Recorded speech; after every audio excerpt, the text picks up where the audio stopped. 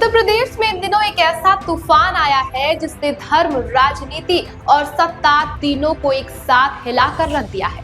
एक तरफ है गेरुआ वस्त्र, माथे पर तिलक और शास्त्रों का ज्ञान, दूसरी तरफ है एक ऐसा आरोप जो अगर सच निकला तो उस देश की आस्था की नींव तक हिल जाएगी। और बीच में है वो राजनीति जो हर दर्द को, हर विवाद को, हर घाव को अपने चुनावी फायदे की खाद बना लेती है।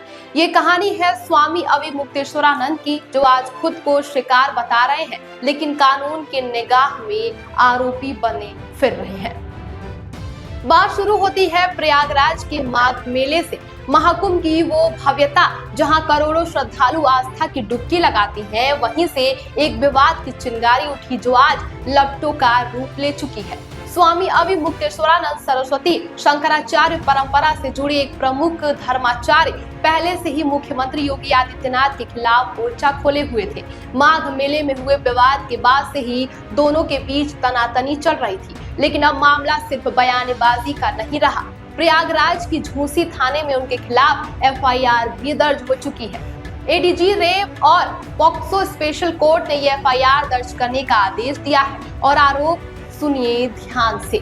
नाबालिग बच्चों के साथ यौन शोषण का पॉक्सो एक्ट की वो धाराएं जिसमें 10 साल से लेकर उम्र कैद की सजा का प्रावधान है। शिकायतकर्ता है आशुतोष ब्रह्मचारी।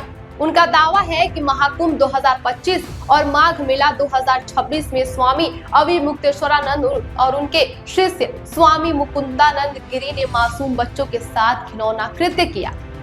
आरोप है कि बच्चों को गुरु सेवा का लालच देकर फंसाया जाता था। ये भी कहा गया है कि वाराणसी स्थित आश्रम में एक आलीशान कमरा है, स्विमिंग पूल है और वहीं ये सब होता था। पुलिस वाराणसी पहुंची, हरदोई में पीड़ित का बयान दर्ज हुआ और अब अविमुक्तेश्वरानंद से खुद पूछताछ की तैयारी चल रही है।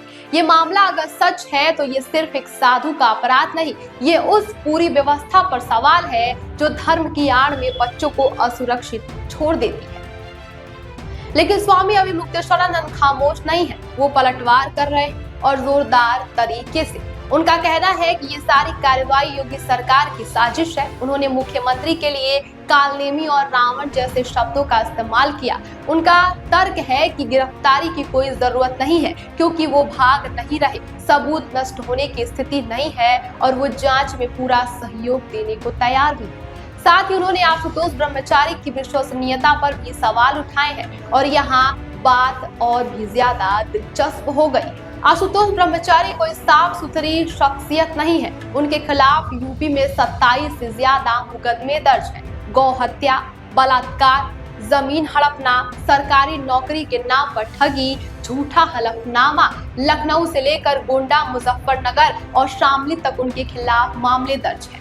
तो सवाल ये उठता है कि क्या किसी हिस्ट्री शीटर की शिकायत पर इतना बड़ा मुकदमा टिक सकता है, या फिर शिकायतकर्ता का चरित्र चाहे जैसा भी हो, अगर बच्चे पीड़ित हैं तो उनकी आवाज सुनी जानी चाहिए। और इसी खींचतान के बीच कूद पड़ी है राजनीति, जिसे तो बस एक मौका चाहिए होता है।